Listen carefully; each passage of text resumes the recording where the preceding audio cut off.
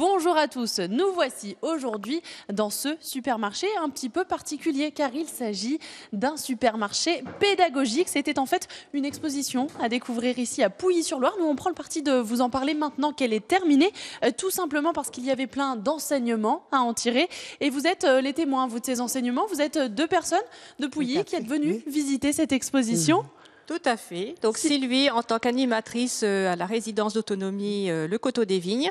Donc nous sommes venus avec nos résidents et les enfants de l'école maternelle pour découvrir l'épicerie, supermarché pédagogique.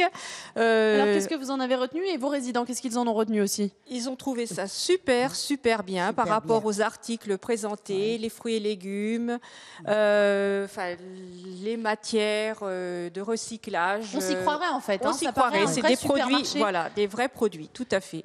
Vous, Simone, vous faites partie des résidents qui sont venus? Moi, je fais partie de la résidence. Qu'est-ce que vous avez retenu que quand je suis arrivée, j'ai trouvé que la disposition de tout ça, c'était très bien. Et franchement, c'est une chose qu'on doit visiter très souvent, aussi bien pour les enfants que pour les personnes seniors, si on peut dire. Voilà. Alors, est-ce que depuis, vous avez changé votre consommation, votre regard sur certains produits, certains déchets aussi? Oui, par rapport aux fruits et légumes, dans leur assiette, les résidents comparent, et donnent des idées menus, tout à fait. Simone, est-ce qu'il y a des choses que vous ne voulez plus du tout manger?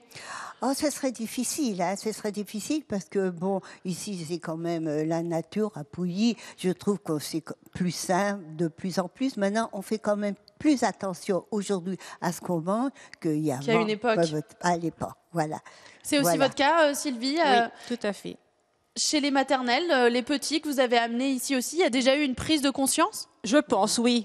Par rapport à l'institutrice et tout, oui, il y a eu des échanges de faits super bien. Oui, les enfants, comprennent bien en fait que de manger bio, c'est très important, très important. À vous deux, c'est justement ça, l'enseignement de cette exposition qui était à découvrir ici, parce qu'elle s'adresse à tous les âges. Finalement, elle est vachement concernante, Mathurin. Vous êtes notre deuxième invité. On vous retrouve dans ce faux rayon de fruits et légumes, mais vraiment, ça parle à tout le monde. Et oui, les fruits et légumes, on en parle tous les jours, on sait d'où ça vient, enfin on croit. Et donc manger 5 fruits et légumes par jour, oui, mais comment? Comment? Alors dites-nous. En se posant les bonnes questions. L'idée, c'est d'amener les enfants et les visiteurs à prendre les produits, à regarder les étiquettes, pour regarder notamment d'où ça vient. Est-ce que ce raisin, il vient forcément de Bourgogne, parce qu'en Bourgogne, on fait du raisin, ou là, si on regarde l'étiquette, non, il vient du Chili. Est-ce que c'est bien, pas bien? On se pose les questions. Ça a traversé l'océan, ça consomme du coup plus de carburant, donc un impact sur l'environnement beaucoup plus fort. Donc l'idée, c'est d'encourager les gens à mieux choisir leurs produits, en fait? Alors, à mieux choisir, je ne sais pas, on n'a pas la réponse, mais à se poser les questions. À partir du moment où on s'est posé la question, même si le choix est peut-être moins bien, on le fait en conscience. Et c'est ça l'objectif de l'exposition. Alors, c'est le cas sur les fruits et légumes. Il y a d'autres produits, j'imagine. On a vu ces deux têtes de gondole à côté de nous. C'est valable sur plein d'autres choses, en fait. C'est ça. Autant sur les fruits et légumes, ça va être l'origine ou quel type de légumes c'est. Autant sur les produits, ça va être les différents logos. Est-ce que c'est bio? Est-ce que c'est local?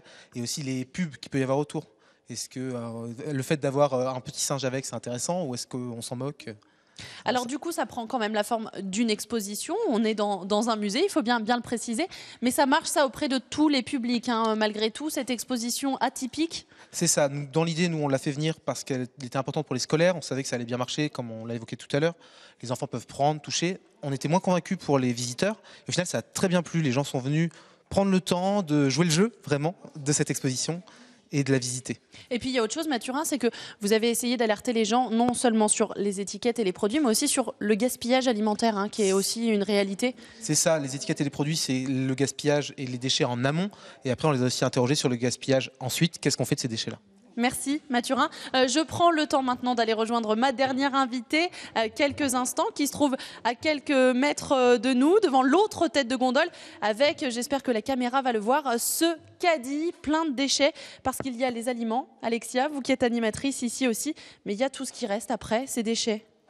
Alors oui, l'idée de cette exposition, c'était de rendre le consommateur consommateur, et de voir également tout ce qu'on pouvait faire avec les nombreux déchets qu'on produit.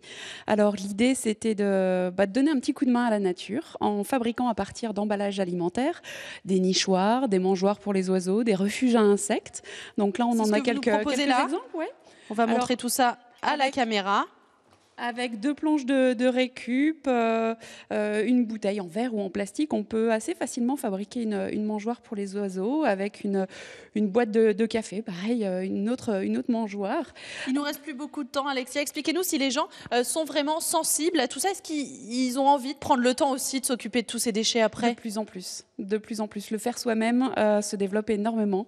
Et là, on a un petit exemple. On a proposé aux enfants qui étaient là de fabriquer à partir de vieilles chaussettes ou de t-shirts des tawashi. C'est une éponge, une lavette réutilisable, lavable à l'infini, faite à partir de chaussettes recyclées. Donc le public a vraiment adhéré à tous vos conseils. C'est plus qu'une exposition classique, hein. C'est vraiment ça qu'il faut retenir. L'exposition et les ateliers permettaient aux visiteurs d'être vraiment actifs de leur découverte. Merci beaucoup, Alexia. Vous l'avez compris, faire ses courses aujourd'hui, c'est plus anodin. Ça demande aussi de réfléchir sur ce qu'on mange et sur ce qui reste après en poubelle.